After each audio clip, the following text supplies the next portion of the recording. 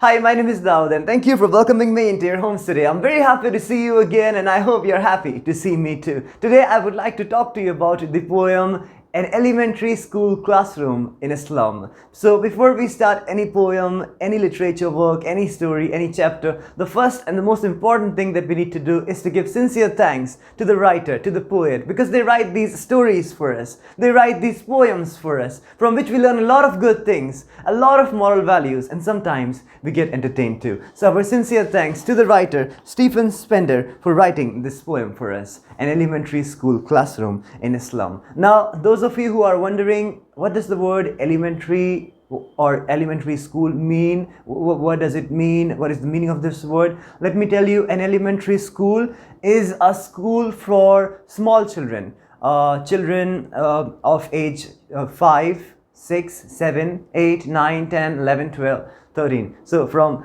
5 years old to 13 years old. So it's like a primary school, okay? And this school happens to be in a slum area. So far from gusty waves, these children's faces like rootless weeds. That's how the poem begins. That far, far from gusty waves, these children's faces. So here the poet says, the children who are out there, the children who are not these children, not these slum children, the children that you see around you, the children that I see around me. Have you ever observed them? Have you ever noticed them? You will notice, you'll observe that they are all very energetic. They're energetic and they're very happy and they are always running here and there and they're always in a good and playful mood. They're always feeling joyful and they're doing things of joy and pleasure all the time. But these children in this school, they are just the opposite. They have dull faces. Now, to understand the point of view, to understand the perspective, to understand the nazariya of the poet, you need to imagine, you need to use your imagination. You need to imagine that you are the poet yourself or you are somewhere near him. So you need to imagine right now that you have entered, you are there in this elementary school classroom and you get to see these children there. Okay, so you have seen the children around you and you notice them, you observe them, they are all very energetic and happy. And these children are just the opposite. And the poet has used the poetic device, simile and metaphor in this poem, and these are figure of speeches. These devices are figure of speeches which we use to compare. So the poet in the next line compares these children with rootless weeds. They are compared with rootless weeds. The poet says that they are like rootless weeds. Now, rootless weeds are unwanted plants and nobody wants them. That is how he compares these children, with unwanted plants, with these rootless weeds. He says they are like unwanted plants. Nobody wants them. The hair torn round their pallor, the tall girl with her weighed down head. And the poet then further tells us that the hair of all these boys and girls, of all these students that he sees in the classroom, they are on the faces of all these children. It means that they have not combed their or brushed their hair properly and they are not appearing prim and proper. So their appearance is quite dull and their hair look quite messy also. And the tall girl with her weighed down head, the paper seeming boy with rat's eyes. And then he sees, you need to imagine, then you see a tall girl there and her head is down like this because of sadness, because of sorrow that she is going through in her life, because of the poverty, because of all the tensions because of all the tensions in the household of that tall girl, which you see, which I see, and which the poet sees. You and I, we are using our imagination right now. And we are in this classroom and we see this tall girl and her head is down like this because she's sad and upset. And then you see a paper seeming boy, and the paper seeming boy, like the boy is so thin as a paper, and with rat's eyes, and his eyes are being compared with the eyes of a rat. Here the poet wishes to tell us, the poet wants to share with us that the boy has the eyes of a rat. He has the eyes like a rat. A rat is always clever and cunning and always looking for things and always wanting to do something and always looking for things to do, and a rat has a lot of dreams maybe, and because a rat works very hard to steal some food from the kitchen and to do a lot of things, and here I'm jumping here and there. So in other words, in simple words, the poet has tried to compare the eyes of this boy with the eyes of the rat. Maybe the poet wishes to tell us that he is also excited and energetic about life, just like rat. Okay? Or maybe just the other thing, that he might be a little evil as a rat, because it is very easy to be good when we have everything in life, when we are rich, when we have all the luxuries, when we have all the comforts in life. It is very easy to be a good person.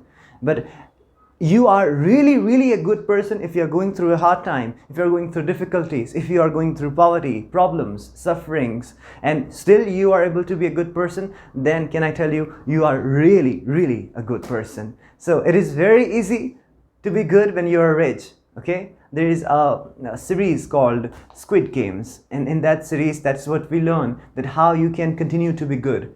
The protagonist, the hero, that he shows us in the end that it is important to be good no matter you have wealth or not. And that person who is able to be a good person without wealth, without comforts, without luxuries, that person is really a good person. So let's get back to the poem. The stunned, unlucky hair of twisted bones, reciting a father's gnarled disease. Then he sees a boy who has received a disease and who has inherited the disease. His father has some disease, so he also has the same disease of twisted bones, and he is reciting the lessons, and his book is kept on the desk. At the back of the dim class, one unnoted, sweet and young, his eyes live in a dream of squirrel games in 3 room other than this. And in the end, the poet sees a boy who looks very sweet and young. And he's not paying attention in the class, he's looking outside. He's looking through the window, and he's much more interested. He's interested in the games that squirrels are playing outside. He's interested in the games of squirrels. Squirrels are very energetic, and they run here and there, and they have a lot of fun. It looks like that they're having fun all the time. So this boy is busy observing them, and maybe he also wants to be as free as them. Maybe he wants to climb, he wants to play in the tree, he wants to have a tree house maybe, or he wants to play and climb the tree, and he wants to do things that the squirrels are doing. On sour cream balls, donations, Shakespeare's head, cloudless at dawn, civilized home, riding all cities. Now, the color of the walls is sour cream, which is a dull color, a very unattractive one. And the donations of people like you and me and all of the people, the donations can be found. Some people have donated William Shakespeare's painting or picture. So his head is there on the wall, and his head, because he's a little bald, he's bald from here, so it looks like the painting somewhat looks like a rising sun, to give them the message of hope to the children, that you see the sun rise or the sun shine, and at the cloudless at dawn, civilized home, riding all cities, belled, flowery, Tirolese Valley, open-handed map, and another painting of Tirolese Valley where they see flowers, and they also see cloudless dawn, and all these positive things are there on the wall, which were donated by people who cared. So open-handed map, and there is a map there also, avoiding the world, its world, and yet for these children, these windows, not this map, their world, where all their futures painted with a fog. Now, an interesting line. The poet says that the world map on the wall is not the world for these children. For them, the world is which they see outside through the window. The world that they see outside through the window, that is the world for them. They are not interested, they don't like Shakespeare. They are not interested in the world map. They are not interested in that painting. They are interested in the outside world. They are more interested in the outside world. So the world map is not world for them. The world is what they see outside.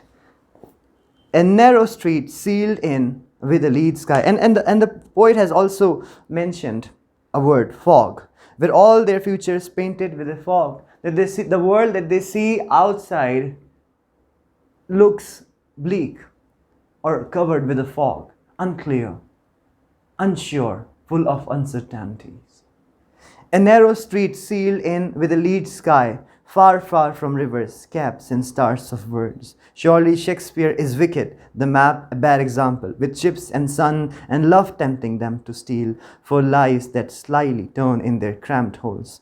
From fog to endless night, on their slag heap, these children wear skins peeped through by bones and spectacles of steel with mended glass. Surely Shakespeare is wicked. For them, Shakespeare is a wicked man. And the world map is a bad example for them, and they don't like it very much because the things that they want, the desires that they have in their heart sometimes tempt them to steal. And stealing is always bad, forever bad. Never, never, never, never should anyone ever do anything like that. And never. Stealing is bad, always bad. But they are tempted to do so. You may find some slum children, they might steal things. Sometimes they do bad acts like these, but they are tempted to do so. So we should always guard our ears. We should always guard our mind. We need to guard our ears from people who tell us bad things, who encourage us to do bad things. And we need to guard our mind from the devil, because he whispers bad things. He puts bad thoughts in our mind, which those bad thoughts encourage human beings to do bad things, to do bad acts. One of them is stealing. Okay, so on their slag heaps, these children wear skins peeped through by bones and spectacles of steels, and the clothes that they are wearing, they are so thin and weak because they haven't had good nutritious food in their entire life maybe. So they are so thin and weak looking that when they wear clothes, their bones are visible, very well visible through the clothes. And the glasses and the glass and the chashma that they wear is made of steel, and it is very heavy. It is very heavy to carry and very heavy to wear for these little children. All of their time and space are foggy slums, so blot their maps with slums as big as tomb. Unless governor, inspector, visitor, these map becomes their windows, and these windows that shut open their lives like catacombs. Break, oh break, open till they break the town, and show the children to green fields, and make their world run azure on gold sands, and let their tongues run naked into books, the white and green leaves open, history theirs, whose language is the sun. And then the poet says that their conditions are not going to improve unless and until governors, the government, the inspectors, or people like you, people like me, we start paying attention to them. We start doing something about their future. Or else they will have to continue to live like this. Their future will remain in dark until I, the government, the inspectors do something about it. And the poet ends with a powerful message. He says, history theirs, whose language is the sun. History theirs, whose language is the sun. What does he mean by this? He means that those who shine like the sun, they are the ones who make history. They are the ones who go down in the history as the greatest of all time. So to make them shine like the sun, you and I, we need to help them. I repeat, to make them shine like the sun, you and I, we need to help them. We need to help them grow and progress. Okay? So what have we learned from this poem?